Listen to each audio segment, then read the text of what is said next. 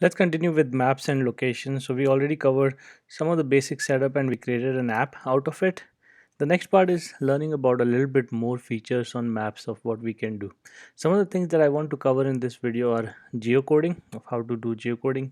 Second one is map types, what are different map types, and then getting user location. Based on where user is, you can track him, you can do a bunch of different things from an Android app. So let's go ahead and look at geocoding part. So for geocoding, I'm going to add a few more items to our layout file. First of all, I'll need a plain text. So I'm going to add a plain text on the top. I'll add a button and just call this button go maybe. And inside my text, add on click handler. It says call it geolocate. Implement this function in here. Now, what this will do is as soon as user enters a particular text value saying that, let's say he enters, let me say, where do you to go. So he specifies something and he presses go, it will display that location onto the map. Now how does this work? Let's go ahead and code this out. First of all, let's get the edit text t equal to find view by id dot id dot edit text. So this will give me an handle to the edit text that I just created. Next, I'm going to create a string location of what user is looking into by saying let's say et dot get text dot to string. So this will tell me what user is actually interested in. Then for geocoding, what I'm going to do is I'm going to use a class called as geocoder class. Create a geocoder object by saying new geocoder context this. So this will give me a geocoder object. A geocoder's major job is it takes any string and then converts it into latitude and longitude. That's what the API does pretty much. So this will give me a list of, so to get a list of addresses or list of locations based on, I'm going to use this address object, list of addresses that I will get from the geocoder by calling a function get from, and I'll pass get from location name, and I'm going to say that this location name is whatever user entered. Max number of result, I'll just say I just need one result. Now this will pass me a bunch of addresses.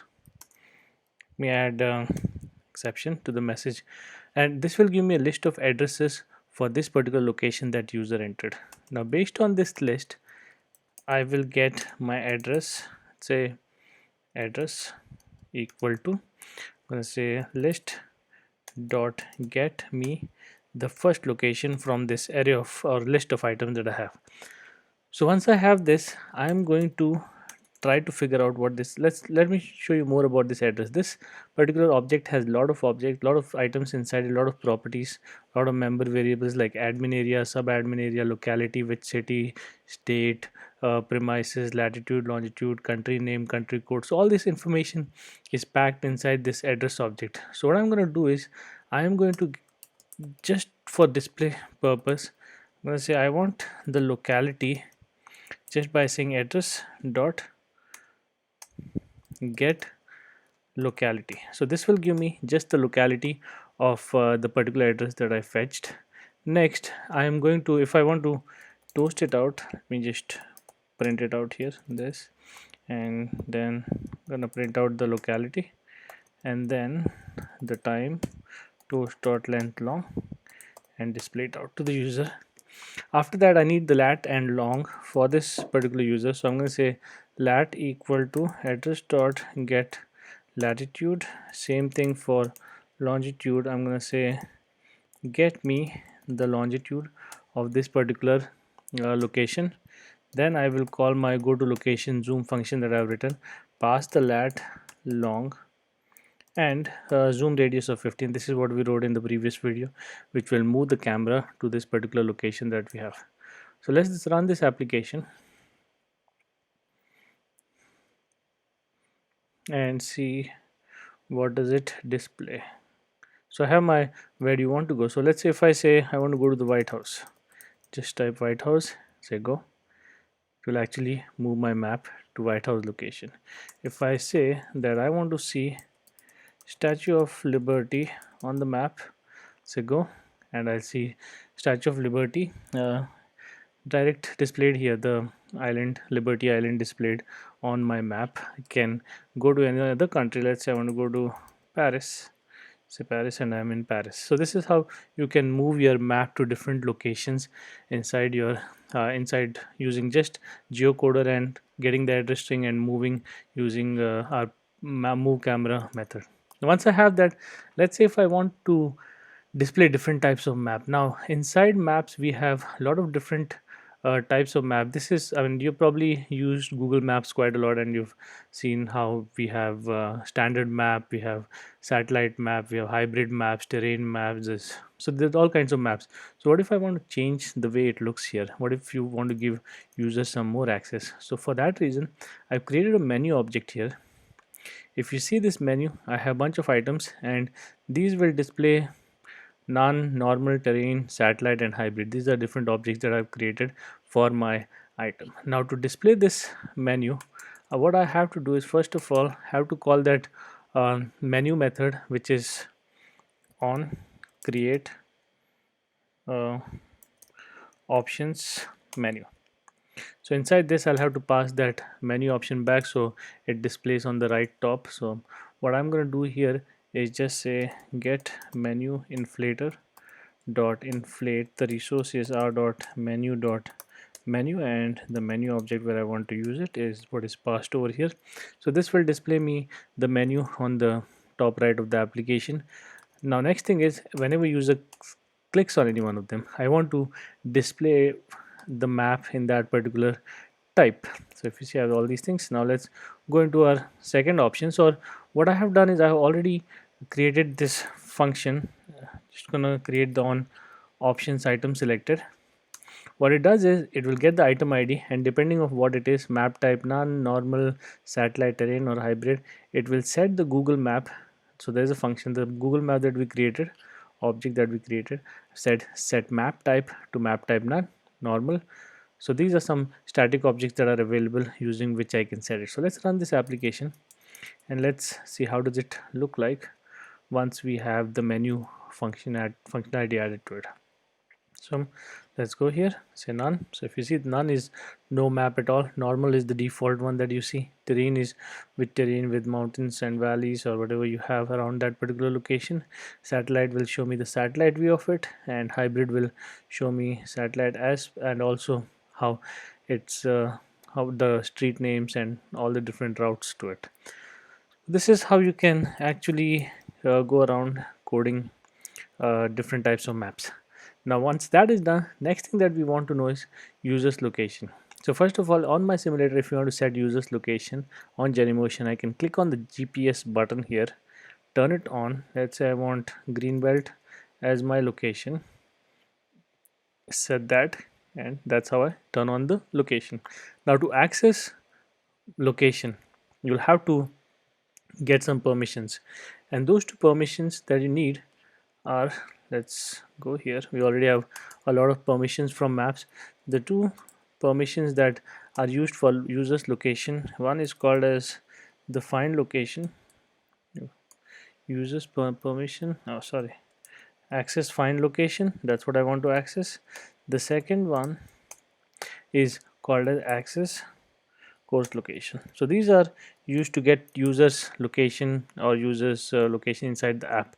So how do you how do you use this? So inside my on map ready function, where I actually zoom into Greenbelt, what I'm going to do is I'm going to comment this code out, where now if I run this application, it will again center the map around Africa, since I have not provided where to display the map, so it will point around here.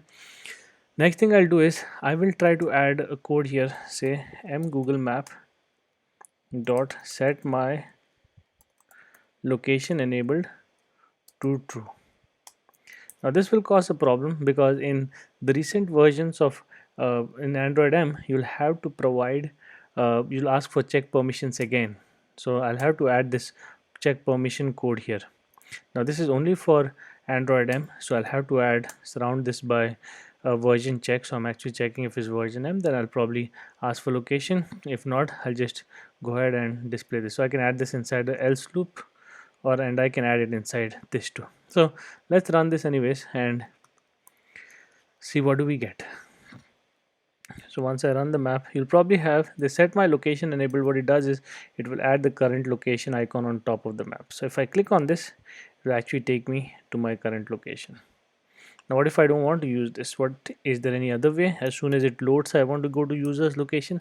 So this is a little bit lengthy process, but it's pretty discreet. Like the way you do this is using the Google API client.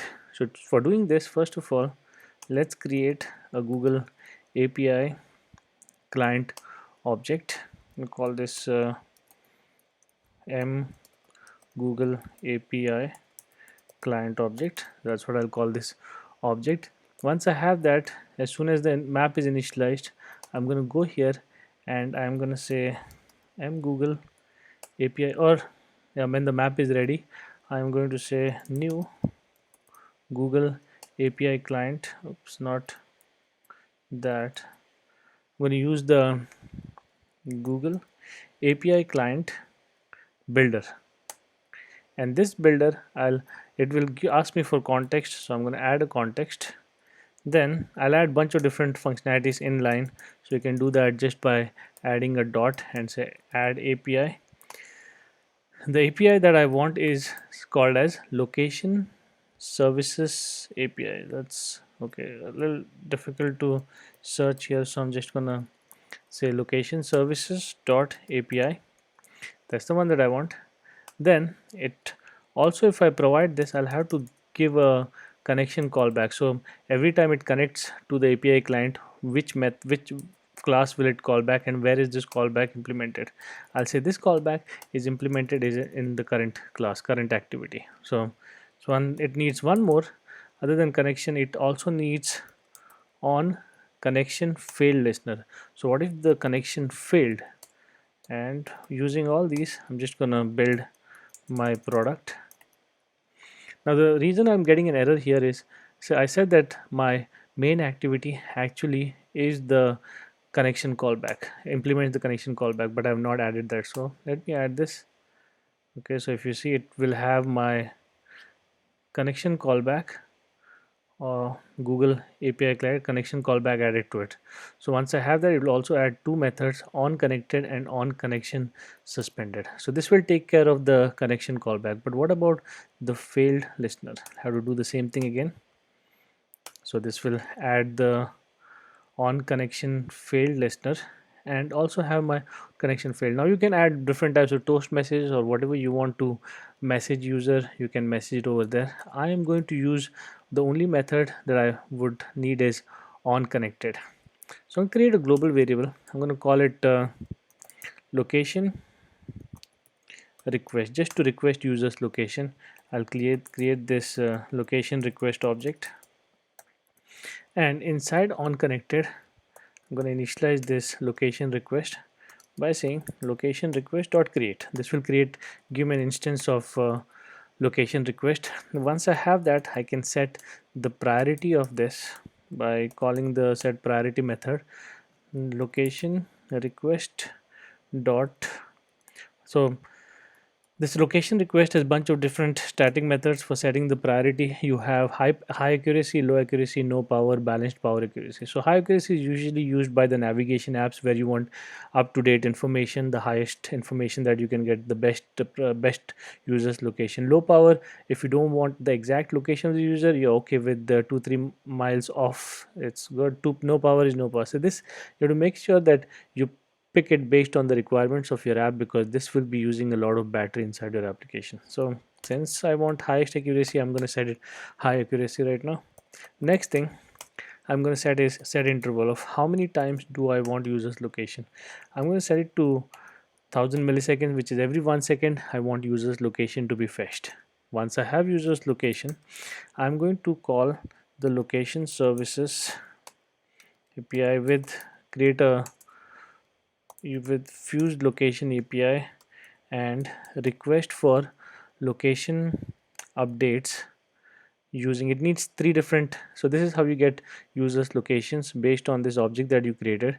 First thing that you provide is the Google API client, then you provide the location request, and then you have to specify who's the location listener, who's going to listen to location responses. I'm going to set it to this, which is my current activity. But if I do that, if this guy implements that, I'll have to specify that implementation class and then implement that method on location change. So every time we fetch users location, it's going to call this. Again, this also needs permission check, and when you say permission check, you'll have to add the m request. So you can add this inside here or outside depending on users permission check in Android M. So this is the function on location changed is where I get users location. So once I have users location, what do I do with this? So first of all, let's check if there's any location. What if the location is null? So I'm going to check that. If location is equal to null, then I'm just going to give a toast message and say can't get current location. Maybe his GPS is turned off, or maybe his location updates are turned off. Can be any reason. If I get a location, I'm going to create a lat long object, ll, say new lat long, and location. From the location, I'm going to get the latitude, and from location, I'm going to get longitude. So I have latitude and longitude for the user, and from latitude and longitude, you know how to set users location. You can just say location zoom and then pass latitude longitude and it will go there. But if you want to do the same animation that we had before, what you can do is I can write it here, camera update factory dot new lat long with zoom. Let's use it with zoom, and I'm going to pass the lat long object and give a zoom of 15. And instead of saying update camera, I'm going to say m google map dot animate camera. So this will do that animation which we had before when we press this button. You know how it animated from this point to this point. If you want that, you can just say animate camera and it will automatically animate for you. So let's run this and let's see, does it update based on my location changes. So this will run my application, and as soon as the map loads, it's going to animate to my current location. So let's see, should move to there. The reason it didn't work right now is, where do I call this function? I call this function inside my on map ready, call the m client. I asked it to build the object, but I never connected to this Google API client. So I'm gonna go and say m API client dot connect. This will actually uh, make everything work. So this will connect to the Google API client, and once it connects, it's going to call the method, and there you go. We have our location being up to date on Greenbelt. If I change my location, so if you look at this, open map and keep this side by side, and as and when my user's location changes, you'll see the map is updated on the mobile phone. So this is how navigations kind of work. They use this location services API, and as and when users location is changed, it updates on the map. So this is a nice way to simulate user being moving from one place to another, and is being updated on the map. So that kind of covers up our location updates. Now another thing that we need to cover in our next video is more about markers, how to set markers. Very difficult to figure out in this where the user is. So we'll talk about markers, we'll talk about a bunch of more things that we can cover in maps. But for now, this is good enough for our geocoding, map types, and user location sample, that project that we have created.